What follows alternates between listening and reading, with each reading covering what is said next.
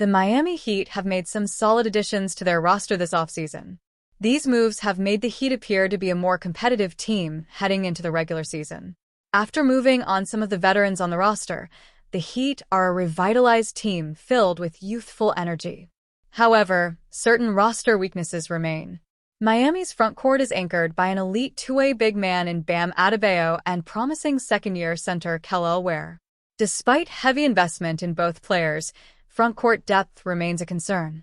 To address this, the Heat have explored the free agent market, where several names have surfaced as potential additions. Among these, former Knicks big man Precious Achiuwa could be viewed as a viable option. Achiuwa is a former first-round pick from the class of 2020. Having been drafted by the Heat, the big man is familiar with the franchise and its culture.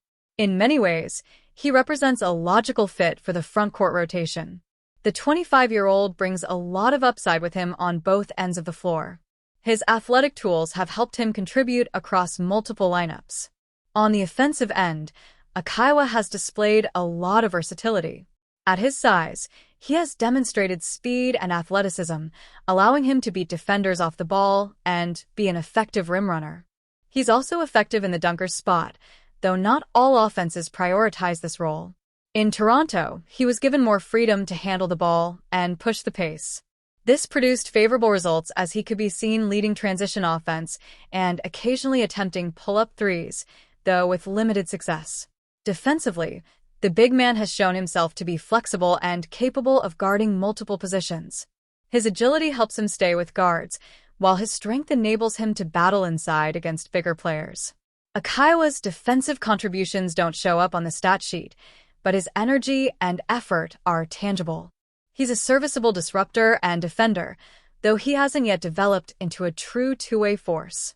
Last season with the Knicks, the 25-year-old recorded an average of 6.6 points and 5.6 rebounds per game, while shooting 50.2% from the field and 27.8% from three-point range. These numbers don't fully reflect his capabilities.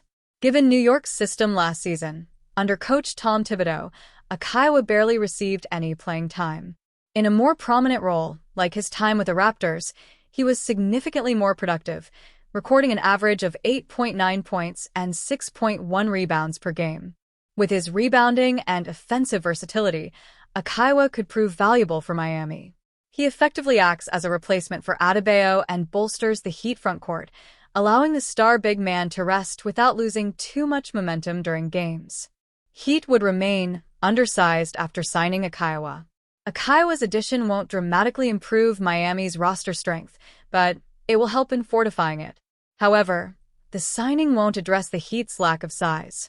At 6 feet 8 inches, Achiuwa is an undersized, small-ball big man, much like Adebayo. While this makes him an ideal replacement in many ways, the lack of size may have an impact on their performance over the regular season. Kel'el Ware, Nikola Jovic, and Vladislav Goldin are currently the tallest players on the roster. Distributing and managing the rotations will be crucial if Miami hopes to avoid being overwhelmed by size disparities.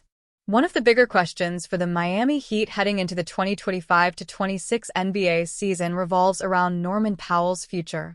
If he does end up sticking around, the Heat could extend him at a discount if the recent scuttlebutt surrounding score-first guards across the league holds true. Echoed by the Athletics' Sam Vecenie, score-first guards across the leagues are struggling to get paid big money. If the chips do fall in a way where the Heat could re-sign Powell for slightly more than the mid-level exception, perhaps between $15 to $20 million per year, it will be difficult not to pull the trigger. This narrative also helps explain why Powell was traded for, essentially, pennies on the dollar. Looking back, the Heat only had to part ways with Kevin Love and Kyle Anderson to pry Powell away from the Clippers. That's highway robbery. Sure, there were probably a couple of other factors at play, including Powell's upcoming contract extension, but it does shed light on where the market is for score-first guards right now in the association. Will the Heat have to choose between Powell and Herro? And if the Heat have to choose between Tyler Herro and Powell, the decision may be easy.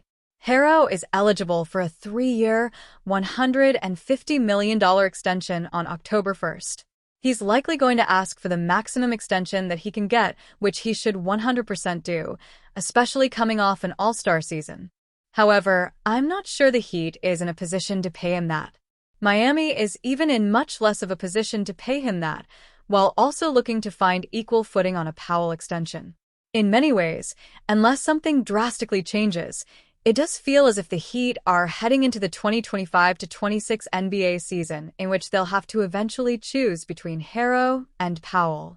The question is, at what number does the Heat feel it's no longer worth going down this path with Herro?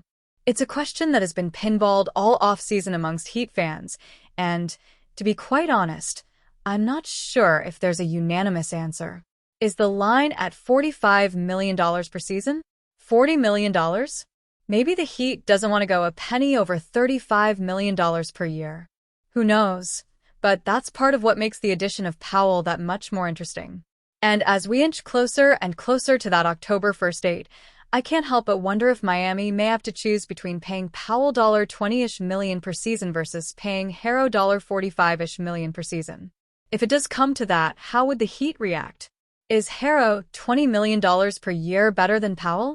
Either way, there's at least a chance Miami will be able to re-sign Powell at a discount next summer.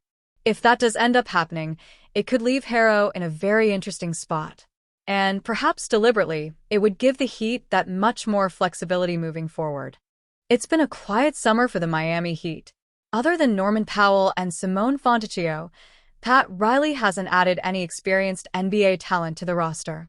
Given the lack of depth in Miami's front court, the hope will likely be that Riley finds a way to add at least one more contributor who can help anchor a defense and impact the glass.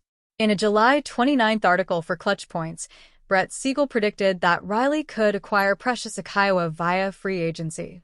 Achiuwa would certainly add some grit and defensive versatility to Miami's frontcourt rotation and would provide versatile backup to Bam Adebayo. One team that could still use some frontcourt help this offseason is the Miami Heat, Siegel wrote. Not only does this fit make sense because Achiuwa can play behind Bam Adebayo and improve his all-around game, but the former Knicks big man recently purchased a 2-bedroom condo in South Beach. Miami has an open roster spot, and they can sign Achiuwa without crossing their first apron hard cap. Prediction: Precious Achiuwa stays in Eastern Conference, joins Heat frontcourt behind Bam Adebayo. Achiuwa played 57 games for the New York Knicks last season, averaging 6.6 points, 5.6 rebounds, and 1 assist per game, shooting 50.2% from the field. Heat expected to be done making trades. A key reason why Achiuwa could make sense for the Heat this summer is that he's an unrestricted free agent. In a recent episode of the Zaslow Show 2.0, NBA cap expert Bobby Marks explained why he doesn't expect Miami to make a trade ahead of the new season. I mean, listen, we're going to see probably within the next couple of days, Beal become available in free agency, Marks said. I think the Norman Powell move eliminates that, as far as what they need. They're a little bit below the first apron, so they can go out and sign a minimum guy if they want to do that. But I'm not anticipating another big move. With another trade unlikely, Achiuwa could be the perfect low-cost addition to bolster Miami's front court. Furthermore, the powerful forward has the type of physical play style and competitive edge that would ensure he fits like a glove in Eric Spoelstra's system. Achiuwa could play multiple roles for Heat. Throughout his career in the NBA, Achiuwa has split his time between the power forward and center positions. While his role in each of those spots clearly differs, he often finds ways of putting together impactful minutes. This past season, Achiuwa spent 49% of his playing time as a power forward, a sharp increase from his 29% career average and 51% at center. His rebounding and switchability on defense are both key aspects of what makes him a viable option as a bench big man. Furthermore, Achiuwa has consistently found minutes on deep rosters, with last season's Knicks among the best teams in the Eastern Conference. As such, he shouldn't struggle to earn a spot of Miami's bench. After all, the Heat are short on talent and depth at both the backup forward and center positions. Achiuwa is a smart choice if the Heat are looking for low-cost floor raisers.